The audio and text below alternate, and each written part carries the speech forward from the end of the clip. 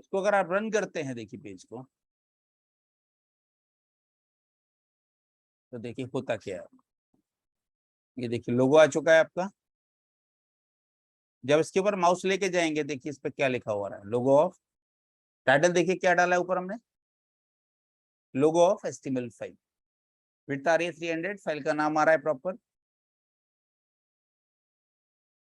Check करके देखिए आप लोग, आपके एंड पे सब हो रहा है नहीं हो रहा है। तो टाइटल कहाँ पे नजर आता है, इस तरह से चीजें चेंज होती है, वो सब आप यहाँ से डिसाइड कर सकते हो। अगर मान लीजिए गलती से फाइल आपकी डिलीट हो जाती है, जो आपकी इमेज फाइल, इसका नाम है इमेज लोगो, और ये फाइल अगर रीनेम कर देते हैं, तो ये फाइल किसी गलती से डिलीट हो जाती है, कुछ हो जाता है, मान लीजिए इसका नाम हमने कर दिया HTML लोगो 1। अब इस फाइल को हम वहां पे अगर चेक करेंगे, उसको रिफ्रेश करते हैं, तो देखिए क्या होता है। फाइल गई, फाइल की जगह पे क्या लिखा हुआ है, ये कहाँ लिखा था हमने, याद करिए आप। तो ये लिखा था हमने यहाँ पे, देखिए ऑल्ट क्या है, क्या बताया था मैंने आपको, कि किसी वजह से आपकी इमेज अवेलेबल नहीं है, वो डिलीट हो जाती है, किसी वजह से रीनेम हो जाती है, तो वहाँ एक इंडिकेटर आ जाएगा आपके पास कि वहाँ पे कौन सी फाइल थी, कौन सी फाइल नहीं थी। ये पॉइंट क्लियर हो रहा है सब लोगों को, नहीं क्लियर हो रहा है ये बताओ पहले तो। हाउ टू यूज इमेजेस और उसके एट्रीब्यूट्स। तो कभी कोई इमेज अगर हमें यूज करनी होगी, तो यहाँ से इसको आप यूटिलाइज कर सकते हो। तो बस में इसको फिर से हमने रीनेम किया, फिर से इसको मैंने रन किया,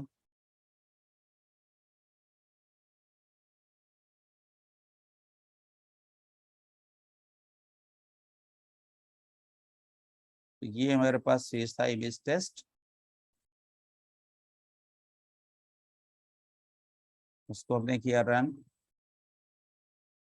तो ये इमेज आपकी यहाँ से फिर से आ चुकी है। तो ये प्रैक्टिकली आपको पता होना चाहिए चीजें कि एट्रीब्यूट्स का मतलब क्या है। देखिए ये मान लीजिए मेरा यहीं पे इसके ऊपर एक हेडिंग लिखा H1, हमने कहा यूजिंग इमेजेस।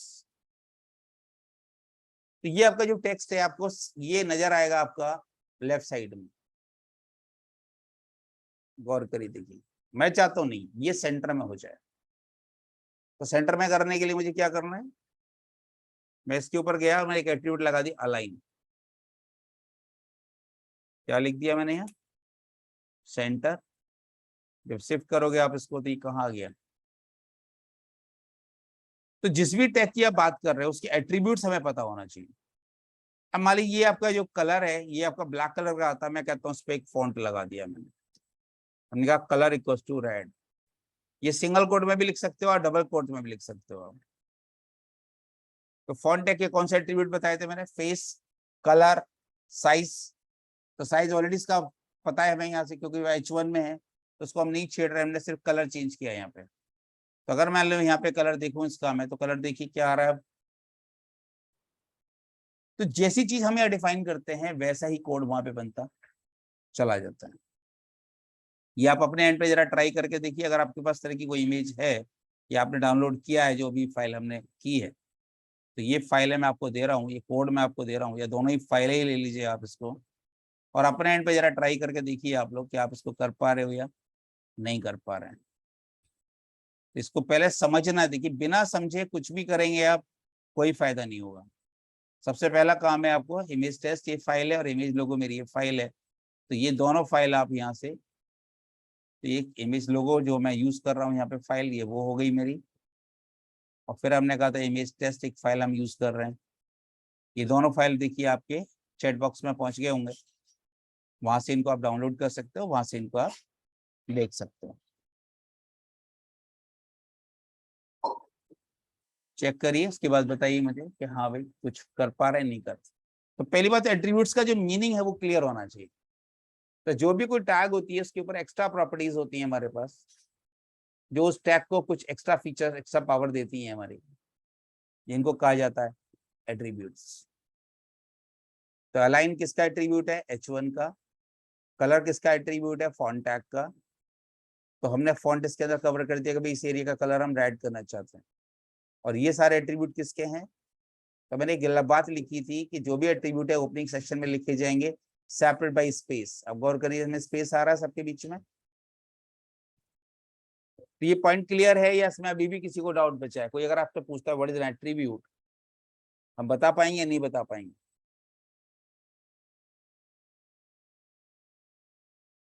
हाँ या ना बताइए, क्या कहते हैं आप लोग? तो एट्रीब्यूट्स का एक अंदाजा आपको लग जाना चाहिए कि एट्रीब्यूट हम कहते किसको है। तो ये हमारा एग्जाम्पल हो गया किस तरह से इसको हमने यूज किया है। चलिए तीसरा इसी के अंदर एक क्वेश्चन आता है, व्हाट आर एंटिटीज।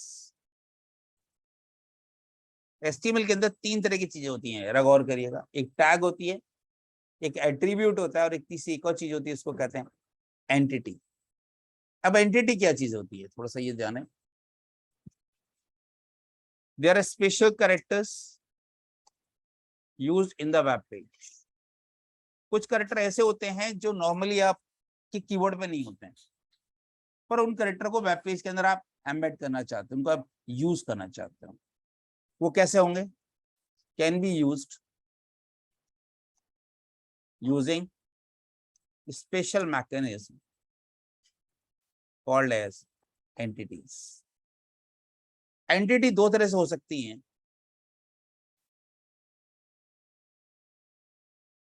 बेटा ध्यान से पढ़ोगे तो आपको चीजें समझ में आएंगी। पहले टर्मिनोलॉजी को पकड़ो। टैग होता है, एट्रीब्यूट होता है, एंटिटी होती है। पहले टर्म पकड़ो आप।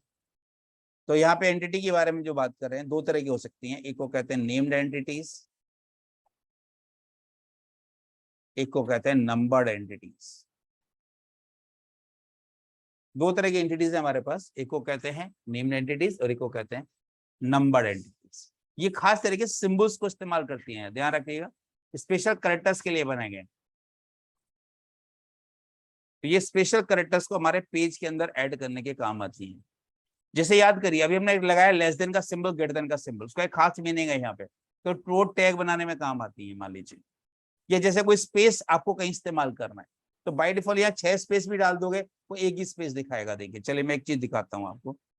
मान लीजिए ये मेरा वेब पेज है और इसके अंदर मैंने लिखा, देखिए कुछ एक जनरल टर्म मैंने लिखा, एक पैराग्राफ लिखा कोई, या कुछ टेक्स्ट लिखा मैंने यहाँ से, और उसके अंदर मैंने कुछ टेक्स्ट लिखा। जैसे हमने लिखा हेलो, और यहाँ बीच में मैंने इसमें डाल दिया राजेश। मैंने फिर से एक स्पेस डाला, हमने कहा कमल। हमें ये लग रहा होगा जब ये पैराग्राफ प्रिंट होगा तो उसमें जो स्पेसेस हमने दिए वो प्रिंट होंगे, वो कभी भी प्रिंट नहीं होंगे। तो अगर मैं मान ली इस पेज को प्रिंट करता हूं तो देखिए जरा डेटा कैसे आ रहा है, हेलो राजेश कमल। एक स्पेस में दे दिया उसने, जो मल्टीपल स्पेस आपने वहां दिए थे वो कभी भी आपसे प्रिंट नहीं होंगे वहां पे। या अगर मैं प्रिंट करना चाहता हूं अपने पेज के अंदर कि H1 का मतलब ये होता है, या जैसे मैंने कहा H1 means is used for headings, ये मैं स्क्रीन में दिखाना चाहता हूं आपको, तो ये क्या दिखा पाएगा? क्वेश्चन ये है मेरा। तो जरा रिफ्रेश करिए, देखिए H1 कहीं दिख रहा है आपको? तो H1 जब ब्राउजर इंटरप्रेट करेगा तो इस तरह से इंटरप्रेट करेगा कि H1 के अंदर कोई डेटा उसको दिखा नहीं है, लेकिन वो उसका पर्पस वो जानता है कि हेडिंग के लिए इस्तेमाल होता है, वो प्रिंटिंग के लिए इस्तेमाल नहीं होता। तो कुछ खास तरह के कैरेक्टर्स है हमारे वेब पेजेस के अंदर, अगर उनको आप यूज करना चाहते हैं उनके लिए खास तरह के नाम बनाए गए। तो अगर हम नेम्ड एंटिटीज की बात करें तो क्या होता है, name entities are defined by W3C using ampersand followed by a name and closed with semicolon। ये एक तरीका है। देखिए तरीका क्या है, जैसे हमने लगा एंड NBSP, ये होता है स्पेस का कोड। हमने कहा एंड LT, ये क्या है, लेस देन साइन। हमने कहा and GT, greater than sign. आपने कहा एंड कॉपी, आपने कहा कॉपीराइट सिंबल। इस तरह के बहुत सारे कोड हैं, बहुत सारी चीजें हैं जिनको एक नाम और डिफाइन किए गए हैं। ये नाम एंड से स्टार्ट होते हैं, सेमीकोलन से क्लोज होते हैं, और ये नाम इस तरीके से लिखे जाते हैं। इस तरह से 250 से ज्यादा नाम हैं जो हमें डिफाइन किए गए, इनको कहते हैं नेम्ड एंटिटी। जैसे यहाँ देखिए, अगर आपको 4 स्पेस डालने थे तो 4 स्पेस ऐसे स्पेस डालने से नहीं जाएंगे आपकी, तो उसके लिए क्या करोगे आप लिखा एंड NBSP, एक स्पेस के हो गए, जितने भी स्पेस चाहिए उतनी बार आप इसको कॉपी कर दीजिए।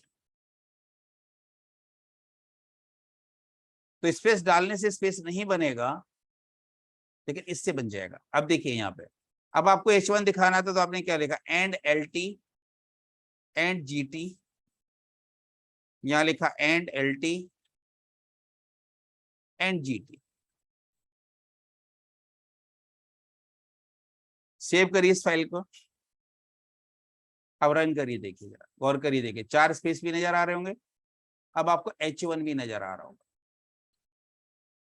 कैसा लग रहा है आइडिया, बताइए। तो अगर आपको एंटिटीज का ज्ञान नहीं है तो क्या हम इसको बना पाते हैं, आप खुद बताओ जरा। तो एंटिटीज की जब हमें नॉलेज होती है तब हम चीजों को आराम से बना पाते हैं। या जैसे हम कोई फुटर बना रहे होते तो हम यह लिख सकते थे कॉपीराइट